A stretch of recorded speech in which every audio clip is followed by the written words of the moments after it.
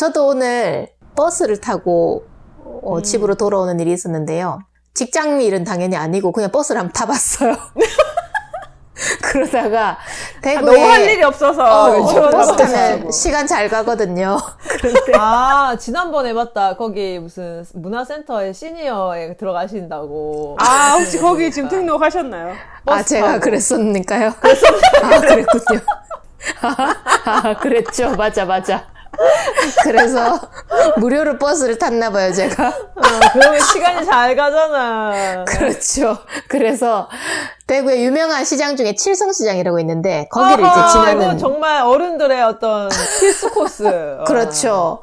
근데 진짜 신기한 것은 칠성시장은 지나갈 때마다 신기한 장면을 안 볼 데가 없어요. 그래서 항상 버스를 타고 가더라도 칠성시장 역에서는 눈을 두리번거리면서 막 봐야만 정말 재밌는 장면을 반드시 보거든요. 오늘도 봤어요. 뭐죠? 길거리에 있는 식육점에서 고기를 산 할머니가 정말 허리를 심하게 굽히시고 뭐 90도라 그러면 좀 너무 심했지만 한 110도 정도 되게 심하게 굽히시고 이렇게 막 고기를 든 봉지를 이렇게 들고는 거의 이제 꼬부랑 할머니처럼 이렇게 나오시더라고요. 그러고는 좀 이제 덥고 또 아마 허리도 아프고 또 고기도 무거워서 그런지 그것을 앞에 있는 오토바이에 이렇게 얹으시는 거예요. 그런데 저는 이제 순간적으로 그래도 고기가 조금 이렇게 차갑게 냉장이 돼 있던 거니까 혹시 조금 차가운 것 때문에 물이 생기면 어떡하나 남의 오토바이에 조금 순간적으로 약간 거부감이 좀 드는 거예요.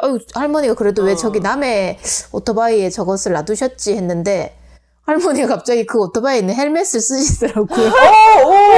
그래서 제가 순간적으로 이게 너무나 믿기지 않는 장면인가 진짜 코미디한 장면인가 싶을 정도로 고개를 돌리지 않고 계속 쳐다봤는데 진짜 할머니께서 헬멧을 쓰고는 그 오토바이를 타고 가시더라고요. 그래서 할머니 입장에서는 굉장히 평범한 오토바이 타고 오셔서 고기를 사서 식육점에서 나오시는 장면인데 분명히 제가 본 장면은 진짜 꼬부랑 할머니였는데 10초 전까지 순간적으로 그냥 라이더로 변신하는 모습을 보면서 이거 뭐지 하면서 굉장히 너무너무 낯선 장면이었어요. 그래서 이 버스가 출발해서 지나오는데 정말 고개가 계속 꺾일 정도로 돌아본 거죠. 저 장면을 놓치고 싶지 않다 하면서 정말 이거 촬영을 했어야 되는데 싶을 정도로 굉장히 이색적인 장면이어서 너무 마음에 들었어요. 지금 혹시 이거 편집하게 하려고 왜 저래 일부러 기침하셨 아니 놀랍습니다. 아까 분명히 오프닝 끝났다고 했는데 또 얘기하길래 끊어야 될 거. 그런데 이 이야기가 오늘의 동화와 굉장히 밀접합니다. 그래요?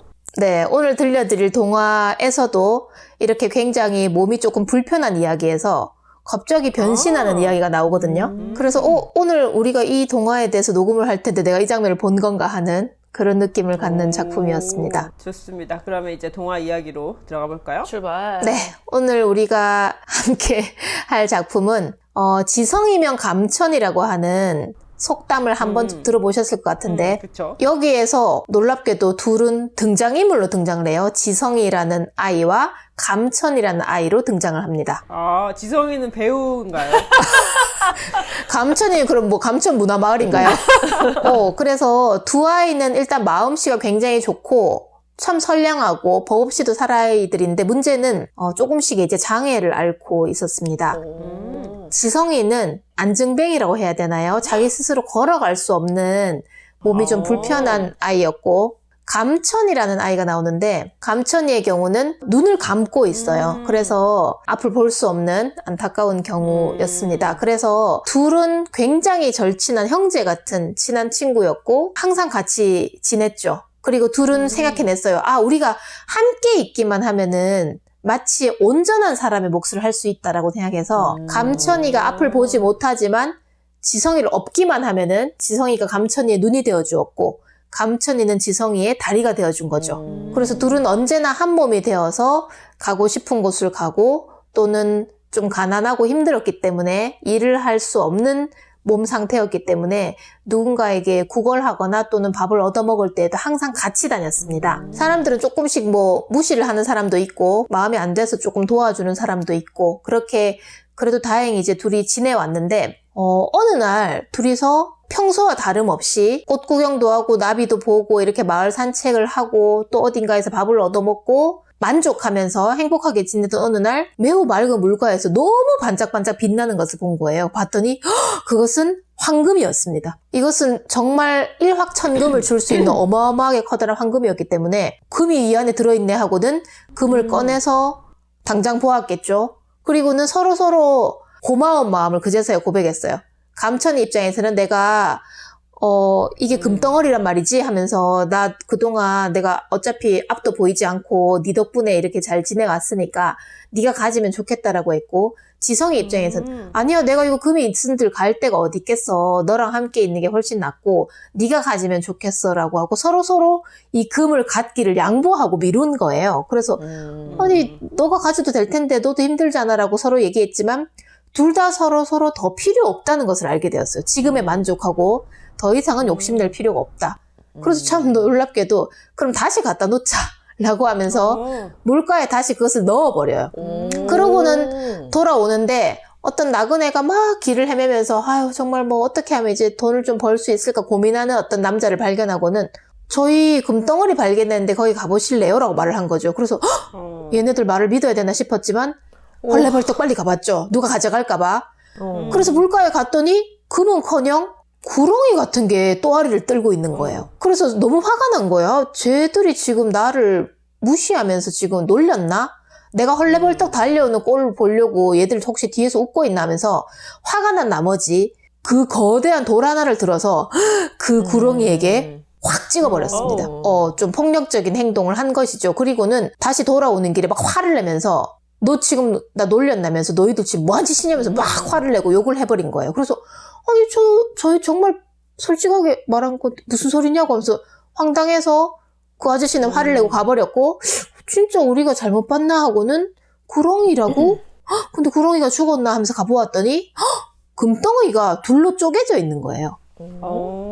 그래서 이 황금이 딱 둘이 되었네. 그러면 혹시 이렇게 절반으로 나눠줬으니까 이것 좀 만져봐 감천아 하면서 우리 두 개씩 하나씩 가질 수 있게 되었어 라고 하게 된 거죠. 그래서 신기하다. 그럼 우리 그럼 뭐야 가질까 하면서 남들은 왜 이걸 못 보지 이상하다라고 하면서 하나씩 소유하고 다시 또 길을 가게 되었습니다. 그러다 보니까 또 멀리서 한 분을 만나게 되었는데 그분께서는 스님이셨어요. 스님 무슨 일로 이렇게 헤매고 계세요 했더니 정말 명당을 발견해서 거기다 절을 지으면은 많은 분들께 복덕을 내릴 수 있게 되었는데 절을 지으려니 돈이 만만치 않게 들어서 어렵다라고 했더니 너무 잘 됐네요. 저희는 필요 없는 금덩어리가 있는데 드릴게요 라고 한 거예요. 그러자 감천이도 지성이도 서로서로 스님에게 손에 쥐어준 거죠. 그래서 스님이 자네들도 보니까 조금 힘들어 보이는데 행색도 그렇고 많은 재물이 있어야 그나마 먹고 살 것 같은데 그래도 이거 자네들이 가져야 될 것 같다라고 했더니 아니라고 우리는 그냥 지금 너무 행복하고 이대로 좋으니까 스님 이거 가지시고 절 지는데 보탬이 되면 좋겠습니다 라고 한 거죠. 그래서 정말 이 사람들을 봤나 하는데도 둘은 그냥 행복하게 감천이는 지성이 덩이 업힌 채로 두 사람 즐겁게 또 꽃 구경을 하러 그리고 나비 구경을 하러 가버렸어요. 그래서 이 스님이 이 세상에 이런 일이 하고는 아마 그것으로 절을 잘 지으신 모양이죠. 그리고 세월이 무려 3년이나 흘러버렸습니다. 평소와 다름없이 지성이와 감천이는 뭐 어딘가에서 밥을 얻어먹기도 하고 또 누군가 인심 좋은 분께 도움을 받기도 하고 또 어떤 때는 또 누군가가 무시하기도 하고 그런 평소와 다름없는 삶을 살았는데 어느 날 길을 걷다가 낯선 절을 발견하고는 우와 여기 처음 보는 절이다. 가서 또 우리 같이 공양을 얻어먹자. 여기 가서 밥 한 끼 해결할 수 있겠다고 즐겁게 절 마당에 내려서는 순간 지성이가 야 여기 절 참 뭔가 마음에 들고 좋은 것 같아 라고 하는데 감천이가 그래 저기 탑이랑 너무 예쁘다라고 한 거예요. 앞을 볼 수 없었던 감천이가 이 절 풍경이 너무 예쁘다고 하는 거예요. 그래서 뭐라고 하면서 깜짝 놀라는 와중에 감천이가 나 지금 앞이 보이는 것 같아 라고 해서 지성이가 너무 놀라서 감천이 등에서 내리면서 뭐라고? 보인다고 하는데 감천이 앞이 보이고 지성이 다리가 펴지면서 안진뱅이가 아닌 상태가 된 거죠. 그래서 둘 다 장애라는 굴레에서 벗어나는 순간이 찾아온 거예요. 그래서 우리에게 지금 무슨 일이 일어난 거지? 앞이 보이다니 내 다리가 이렇게 멀쩡하게 걸어지다니 하고 충격이 빠진 거죠. 그리고는 기도를 하고 있는 스님의 목소리에 귀 기울이게 되었는데 보통 뭐 나무아미탑을 감세음보살 할 건데 스님께서는 지성이와 감천이의 이름을 지금까지 부르고 계셨던 거죠. 지성이, 감천이, 지성이, 감천이, 지성이면 감천이, 지성이면 감천이라고 계속 부르셨던 것이죠. 그리고 이곳에 도착하는 순간 둘의 그간의 괴로움은 씻은 듯이 나왔다는 아주 이상하고 오묘한 이야기였습니다. 오늘의 이야기는 지성이면 감천이었습니다. 우와. 그럼 이게 여기서 나온 말인가? 이거는 글쎄 원래는 지극한 정성이면 하늘을까지 감동시킨다라는 한자어였을 텐데 왜 이런 이야기가 만들어졌는지는 잘 모르겠지만 마지막에 스님께서는 지성이 감천이라고 하지 않고 지성이면 감천이라고 굳이 말씀하신 것으로 어떤 문장을 만든 것 같아요. 그래서 사람들이 오죽하면 어떤 하늘이 감동한 일이 일어났을까 할 때 이런 좀 굉장히 마음을 아름답게 쓰는 것에 대해서 강조하지 않았을까 정도로 생각해 볼 수 있는 작품인 것 같습니다. 그러니까 이거는 약간 지성이면 감천이라는 말이 먼저 있고 짜맞춘 것 같아. 이름 자체가 거기에- 조금 그럴 수 있죠. 네. 거기에 맞춰서 이런 거를 하나 누군가가 이야기를 만들지 않았을까 하는 생각이 좀 드네요. 이 작품은 근데 이제 여러 출판사에서 또 나오는데 일단 공통점은 감천이는 눈을 감고 있다는 거. 아마 이제 감다라는 단어 때문에 일부러 그렇게 했는지 모르겠으나 지성이는 이제 또 다리가 불편한 그러니까 전에도 이렇게 몸이 불편한 사람들은 있었을 테니까 만든 것인지 이 이야기는 계속해서 이렇게 오랫동안 전해 내려오는 이야기 중에 하나인 것 같습니다. 아 근데 이거 감천이가 너무 손해인 것 같아. 아, 계속 업고 다녀야 돼. 나도 계속 그 생각해서 힘들 텐데. 그리고 휠체어 없나요, 휠체어? 아 너무 힘들어. 이거 계속 업고 다녀야 되잖아. 아, 또 성인 남자잖아. 성인 남자. 아니 그리고 그렇죠. 사실 쪼매난 강아지를 계속 안고 다니는 것도 진짜 힘들거든 사실은. 맞아. 다 큰 어른을 업고 다니는 게 이게 진짜 쉬운 일이 아닌데. 보면서 계속 너무 손해다 이거는. 근데 앞을 못 보는 사람의 답답함은 좀 몸이 피곤해서라도 뭔가를 보고 싶은 건가 싶기도 하고. 물론 그 눈이 안 보이는 사람에게 옆에서 도와주는 건 되게 클 것 같긴 해요. 클 것 같긴 한데 근데 이게 너무 인간적으로 너무 힘들다 이거. 손잡고 가도 되잖아. 손잡고. 아니 걷지를 못하는데. 걷지를 못하는구나. 맞네.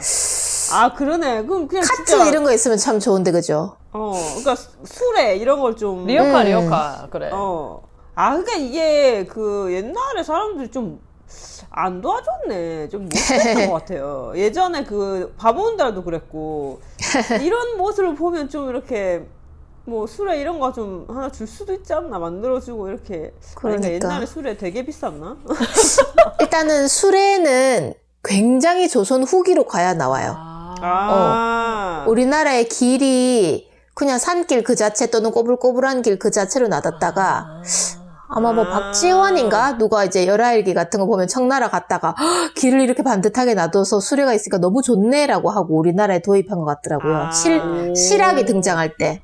그래서 그 바퀴의 발견이 세계사적으로도 굉장히 의미가 크다고 하더라고요. 그 이전과 그렇죠. 이후가 엄청 다르다고. 그래서 아마 이 이야기 때는 수레는 없었을 수도 있는데 지게라도 좀 쳤으면 어떨까. 그러게. 그러니까 그 당시에는 정말 이렇게 그 다리가 불편하신 분들은 그냥 그대로 거의 집 밖에 나오지를 못했겠네요. 그렇지. 그러면 정말 이 두 사람의 모습이 되게 일반적이지 않긴 했겠을 것 같아요. 지금도 사실 장애인들의 모습을 보기가 쉽지가 않은데 그 당시에는 더더욱이나 그리고 남들과 다른 병을 얻거나 그러면 왜 이게 모든 게 좀 벌을 받는다, 그쵸. 저주받았다 이런 맞아. 의미로 많이 맞아. 맞아. 자기의 잘못도 아닌데 마치 천벌을 받은 것처럼 사람들이 그래서 조금 같이 옆에 있으면 더 나까지 이렇게 된다 이렇게 될 수도 있었을 것 같은데. 차라리 그냥 못 사는 상황이었으면 오히려 좀 음식도 나눠주고 이렇게 할 수도 있었을 건데 몸이 불편한 거에 대한 좀 두려움이 있었을 수도 있을 것 같아요. 그래서 주변 사람들이 이렇게 뭔가 도와주기를 좀 꺼려 했을 수도 있겠다. 그게 전염이 되는 것도 아닌데, 그죠? 근데 이제 그 당시에는 이게 왜 이런 병이 생기고 하는 거에 대한 정보도 없고 그러니까 그냥 정말 마냥 두려운 존재였을 수도 있겠네요. 근데 지금도 다리가 불편한 분들이 이제 휠체어를 타는 경우에 어느 정도의 이동은 가능하지만 멀리는 못 가시잖아요. 휠체어를 타고 구에서 구를 이동하거나 그렇죠. 하는 거 안 되니까. 그래서 지하철을 타고 싶다고 이제 이동권을 주장하시는데 거기에 대해서도 아직까지 2023년인 현재까지도 좀 꺼려하는 분들이 있으셔서 뭐 출퇴근 시간에 타지 말아라든지 아마 이 문제는 지금까지도 이어져 오고 있는 문제인 것 같습니다. 네, 그리고 서울에 휠체어를 탄 분들이 탈 수 있는 그런 장애인용 택시가 있더라고요. 근데 이제 그 대수가 얼마 안 되는 거죠, 차량 대수가. 그래서 이거 예약을 하려고 그러면 대충 뭐 1시간 전에 먼저 이렇게 예약을 해야 되는 거예요. 그러니까 앱으로 이 택시를 부르는, 뭐 그런 식으로 부르는 것 같아요. 앱인지 뭐 아무튼 어떤 그 시스템을 통해서 부르는 건데, 그러면 거의 뭐 내가 택시를 탈 시간에서 뭐 거의 1시간 전부터 이렇게 미리 예약을 해야 되는 건데, 그렇다고 해서 이게 1시간에 딱 맞춰서 오는 게 아닌 거예요. 어떨 때는 빨리 올 수 있고 어떨 때는 늦게 올 수도 있는 거니까 늦을까봐 이제 미리 부르는 건데, 빨리 오면 또 빨리 나가야 되는 거예요. 이게 빨리 뭐 잡히면. 그리고 안 잡히면 또 한참 기다리고 있어야 되는 상황이 되는 거죠. 그래서 제가 이제 그때 이제 장애인분이랑 같이 있게 되는 상황이 있었는데, 이분이 택시를 불렀는데 안 오는 경우는 차라리 이제 우리가 누군가하고 같이 있을 때는 같이 있어주면 되니까 더 앉아서 얘기하고 있다가 이제 왔을 때 보내면 되지만, 또 혹시나 안 잡힐까봐 미리 불렀는데 또 너무 빨리 잡히면 같이 있다가 먼저 가야 되는 거예요. 택시 왔다고. 그러니까 이제 그런 상황들이 벌어지더라고요, 이게. 그리고 버스도 왜 장애인들이 탈 수 있는 버스들이 좀 늘어나긴 했는데 본 적이 없어. 그걸 이용하는 사람을 거의 본 적이 없으니까. 그 싱가포르는 생각보다 많은 분들이 이용을 하시거든요, 그거를. 그리고 어쨌든 이제 장애인분이 그 그 버스를 타려고 그러면 기사님이 내려서 좀 이렇게 도와주셔야 돼요. 이게 오르막도 펼쳐서 휠체어가 탈 수 있게 만들어줘야 되고 하니까 그 대기 시간이 좀 긴 거죠. 근데 정말 아무도 거기에 대한 싫은 표정을 짓지 않거든요. 그냥 당연하다고 생각을 하는 거예요. 그게 그냥 당연히 타는 거니까, 이 사람들이 타는 거니까. 그러니까 그거에 대한 정말 아무런 그런 감정의 동요나 뭐 표정이나 이런 것도 없고, 사람들 다 그냥 자기 하던 일, 뭐 휴대폰 보고 있고 뭐 그냥 하던 거 그냥 계속 똑같이 하고 있어요. 그런 것도 참 되게 그러니까 익숙하니까 그렇게 되는 걸 것 같아요. 이 사람들이 대단히 뭐 선진적인 생각을 가지고 있어서라기보다는 그 당연한 거니까, 이분들한테는.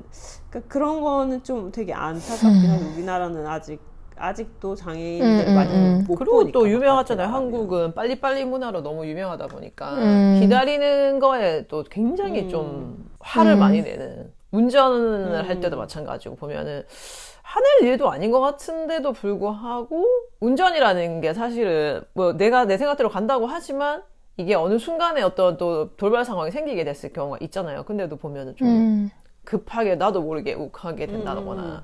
그리고 운전하면 난폭해진다는 분들이 되게 많잖아요. 그러니까 뭐 평소에는 안 그런데 운전 때만 잡으면 좀 과격해지는 분들이 계시다고.